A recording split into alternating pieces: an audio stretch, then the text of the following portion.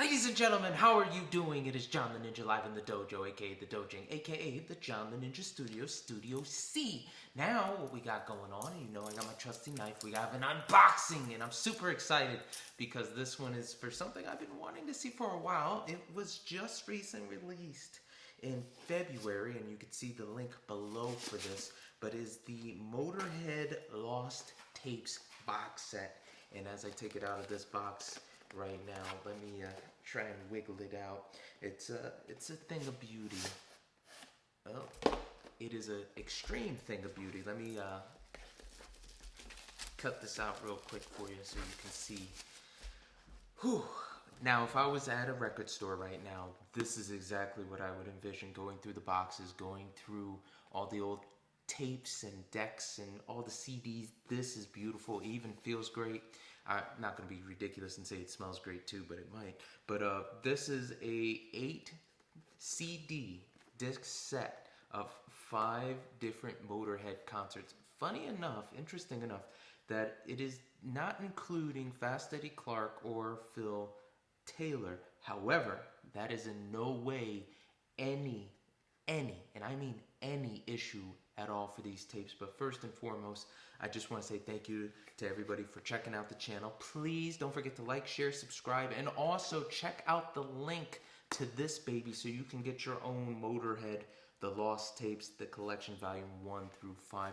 This is truly the definitive box set for any Motorhead fan. If you are a fan of the band, it doesn't matter how many times you've listened to them before, it doesn't matter what albums you have, this whole entire, again, 8 disc set is just phenomenal. These 5 concerts are beautiful. So let's dive into it. Let me tell you what you get with this box set. Number 1 is you do get this beautiful sticker. This is going on my Gibson my Gibson case, but is the Lost Tapes. See, I even have to look at it. The Lost Tapes sticker in cassette. A lot of old heads or older generations say, you young kids don't know what cassettes are, or disc tracks, or 8 tracks, or all. We know. Okay, it's okay.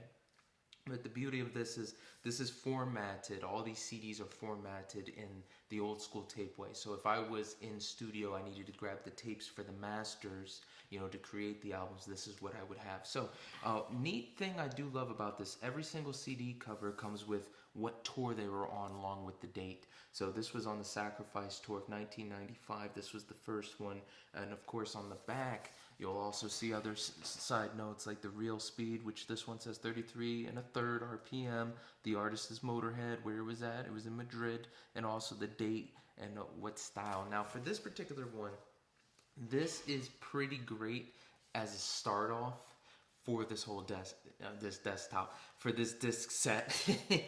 But you have the longest reigning Motorhead crew out of this one. You have, you have Mikkey Dee, you have Phil Campbell, and of course you have Lemmy leading them. And one thing I really did enjoy about this particular one is you actually get some of the songs that, you know, as a fan, might have had the opportunity to see. I'm a big fan of March or Die, and they actually played You Better Run on this one. Of course, the first time I heard that version of that song, it was Lemmy singing for SpongeBob. That's how old I am. But this is actually a really, really great start. This one starts with Ace of Spades, comes out shooting, and then Sex and Death, Over Your Shoulder, and it has a lot of the mainstay Motorhead songs. The thing that is going to hit you different is, again, this is what I would say is when Motorhead finally reached its peak. And I don't mean that as in after this it went downhill. Not at all. I'm saying this is when Motorhead finally realized its sound, its ethos, everything was exactly how it was initially supposed to be. Again, I have to reiterate, this was the longest tenured version of the band. This is the version of the band. This is the lineup that lasted the longest and carried the torch. So I want to say that I think this was a great choice for whoever was designing this box set to have this go in. Song that, again, other than You Better Run, that I really wanted to highlight was Stay Clean. That's something that you're going to want to hear. It doesn't matter how many times you hear Stay Clean, but the bass just hits a little different for that solo on this one. That's what I recognize. Now we're going on to number 2, which was I had a little trouble saying this tour. No Speak with Fork Tongue Tour. I believe I said that right, but it's 1998 in Norwich.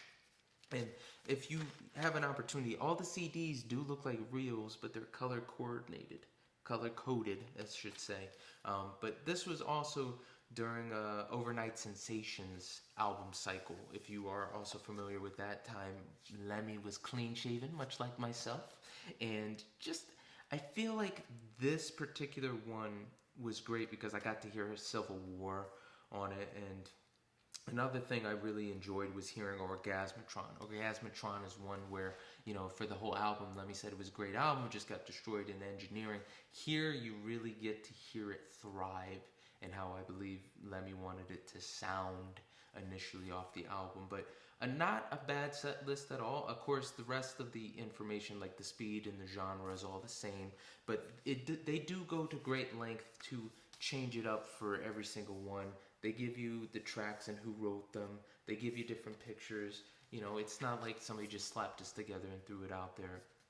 I really am enjoying for what I'm getting, what you paid for. I'm really enjoying what they did here. One of the songs you're definitely going to want to listen to other than Orgasmatron is this version of Shine. Very good, very well done. Now, number 3, which was actually pretty great, in green. This is Motorhead. We Are Motorhead Tour 2000.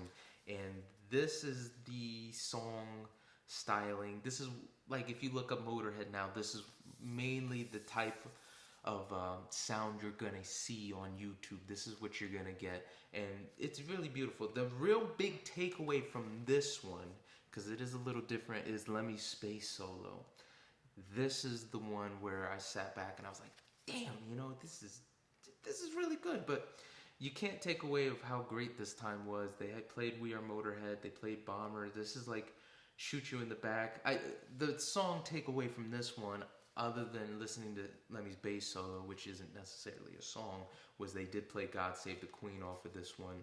And I just look how cool Lemmy looks here when he's playing Orgasmatron.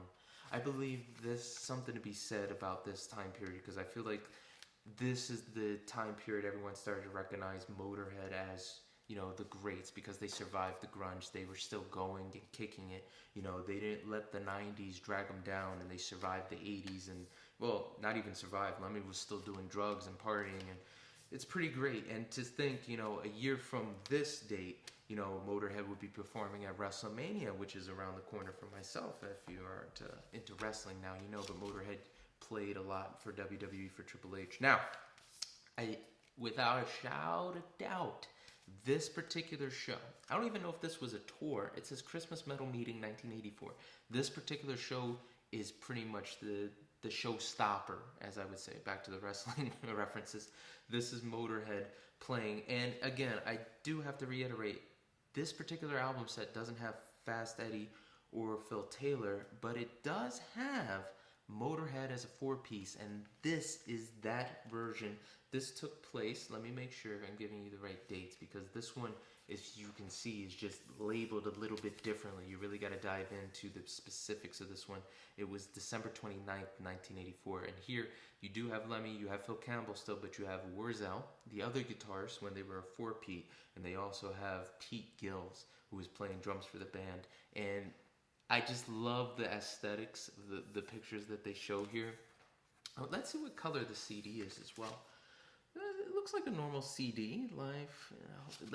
Also, I had a little trouble saying Hellbron. I'm not entirely sure where that's at. But this is the one where all the talk of Motorhead when they first came out, and people were like, oh, they're on speed, they play so fast, they're so brutal, this and that.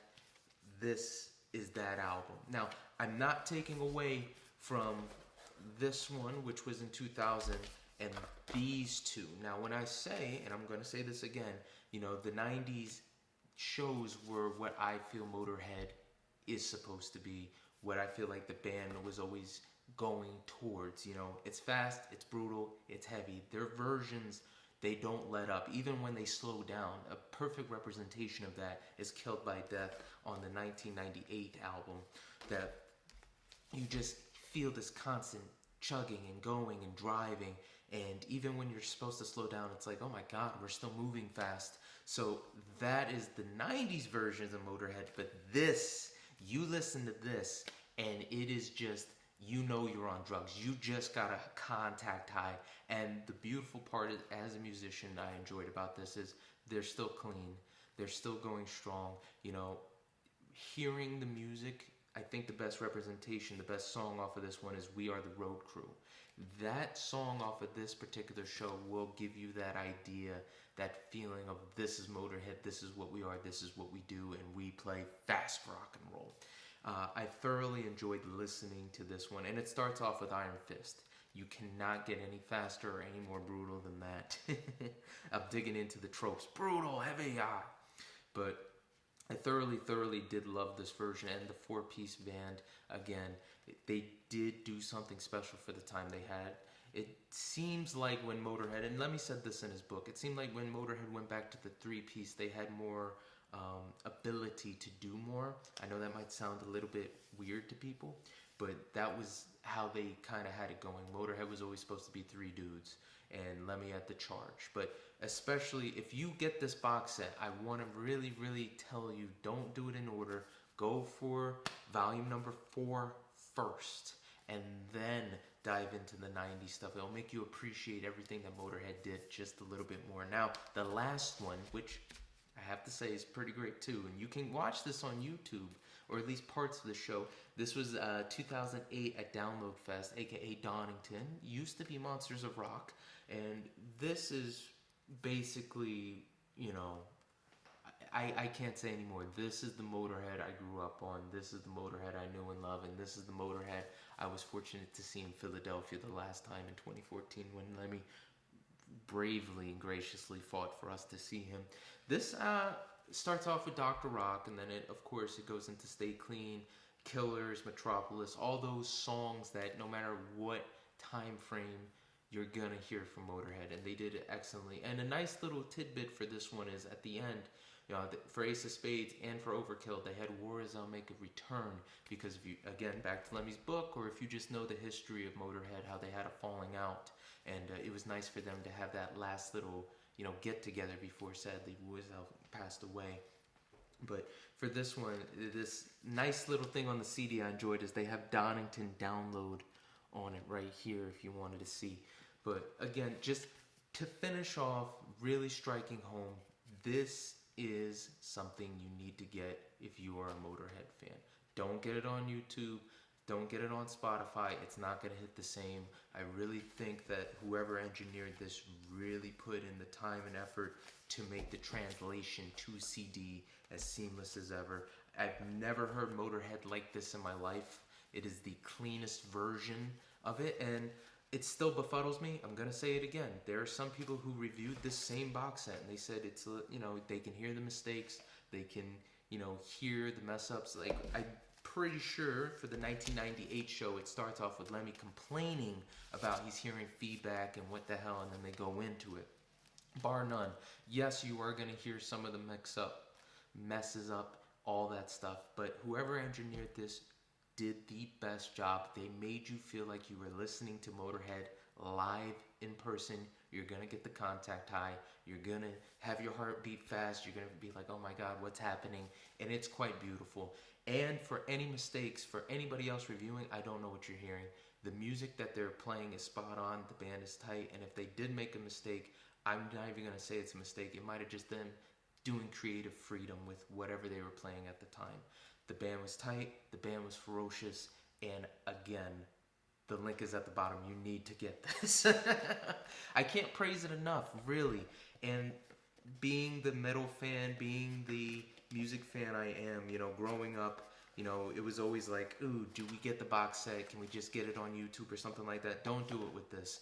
This was engineered and created to be enjoyed on the box set, kind of like when we all saw Lemmy's documentary and he went to go get the Beatles in mono. Go get this on CD, you know. But kudos to the makers and the distributors of this. Excellent job on BMG for getting this out there for you Motorhead fans. Let me know, have you been to any of these shows? Did you get to see Motorhead live? Did you get a pick? I did from Lemmy. Just a masterful life, and what a band. What a great sound that they created. Anybody who's ever been associated with Motorhead, really, really great, talented. So let me know in the comments. Again, last time, the link for this baby is below, so click it, check it out, even check out the price. Get one. I cannot stress it enough. No matter what type of rock you like, you're gonna love this. So, as always, guys, my name is John the Ninja. I love rock and roll. And as always, be smart, be mindful, rock on, guys. As always, Ninja out.